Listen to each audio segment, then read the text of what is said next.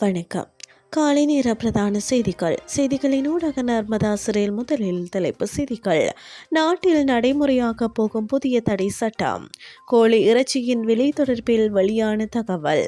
மாற்றுத்திறனாளி பெண்களின் போராட்டத்திற்கு துணை நிற்பேன் பிரதமர். ட்ரம்ப் முன்னிலையில் இடம்பெற்ற மோதல் அமெரிக்காவில் பரபரப்பு. இனி விரிவான செய்திகள். சிறுவர்கள் மீதான உடல் ரீதியான தண்டனையை தடை செய்வதற்கான புதிய சட்டம் விரைவில் அறிமுகப்படுத்தப்படும் என அறிவிக்கப்பட்டுள்ளது. நீதி அமைச்சர் கர்சன நாணயக்காரர் நாடாளுமன்றத்தில் இதனை தெரிவித்துள்ளார். இந்த சட்டத்தின் மூலம் அனைத்து வகையான உடல் ரீதியான தண்டனைகளும் தடை செய்யப்படும் என்றும் அவர் குறிப்பிட்டுள்ளார். சிறுவர்களுக்கு உதவி சாய்ப்பது மற்றும் அவர்கள் தொடர்பான பிரச்சினைகள் குறித்து அவர்களின் கருத்துக்களை வரவேற்பது போன்ற விதிமுறைகளும் விரைவில் அறிமுகப்படுத்தப்படும் என அமைச்சர் மேலும் தெரிவித்துள்ளார். இதேவேளை அண்மையில் 12 வயதுக்கு உட்பட்ட சிறுவர்களை விளம்பரங்களுக்கு பயன்படுத்துவதை தடை செய்து விசேட வர்த்தமானி அறிவிப்பு வெளியாகி இருந்தமை குறிப்பிடத்தக்கது.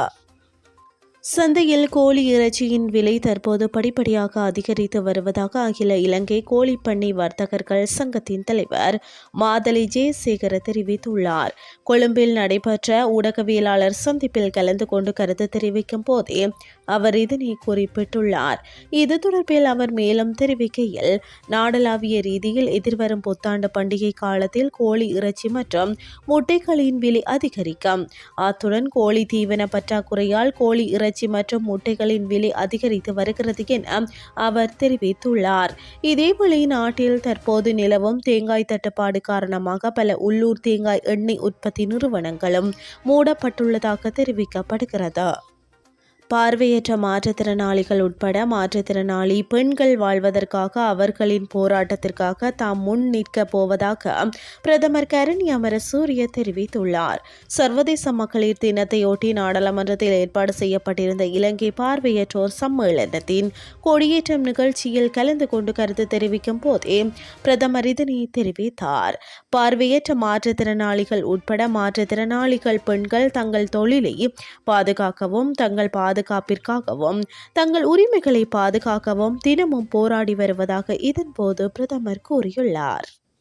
இன்று இரவு கிழக்கு கடற்கரை பகுதிகளில் சிறிதளவான மழை பெய்யக்கூடும் என வளிமண்டலவியல் திணைக்களம் எதிர்வு கூறியுள்ளது.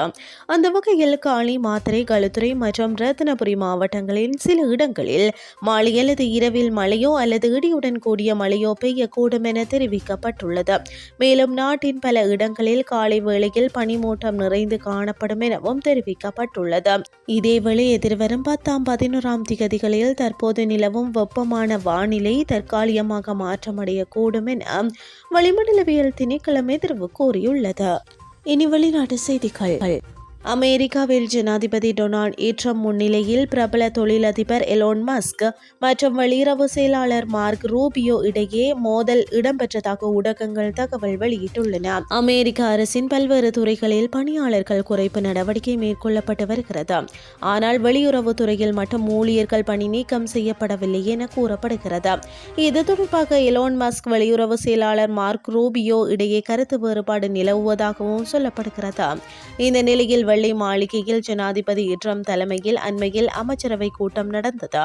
அப்போது நீங்கள் யாரையும் பணி நீக்கம் செய்யவில்லையா, நீங்கள் பணி நீக்கம் செய்த ஒரே நபர் என் துறையை சேர்ந்தவர் என மார்க்கோ ரூபியோ பார்த்து எலோன் மஸ்கை கிண்டலாக கூறினார். இதனால் கோபமடைந்த மார்க் ரூபியோ எலோன் மஸ்க் உண்மையானவராக இல்லை என்றார். ட்ரம்ப் முன்னிலையில் இருவரும் மாறி மாறி வார்த்தை மோதலில் ஈடுபட்டது பரபரப்பை ஏற்படுத்தியது. இது தொடர்பாக ஜனாதிபதி ட்ரம்பிடம் செய்தியாளர் ஒருவர் கேள்வி எழுப்பினார். இதற்கு பதிலளித்த அவர், எலோன் மஸ்க் மார்க் ரூபியோ இடையே எந்த பிரச்சனையும் இல்லை, நீங்கள் தேவையில்லாமல் எந்த பிரச்சனையையும் கிளப்ப வேண்டாம். எலோன் மஸ்க் ரூபியோ நட்புடன் பழகி வருகின்றனர், அவர்கள் இருவரும் அற்புதமான பணியாற்றுபவர்கள் என்று கூறியுள்ளார். இத்துடன் செய்திகள் யாவும் நிறைவடைகின்றது. அடுத்த மணித்தியால செய்திகளை இரவு 8:30 எதிர்பாருங்கள். நன்றி.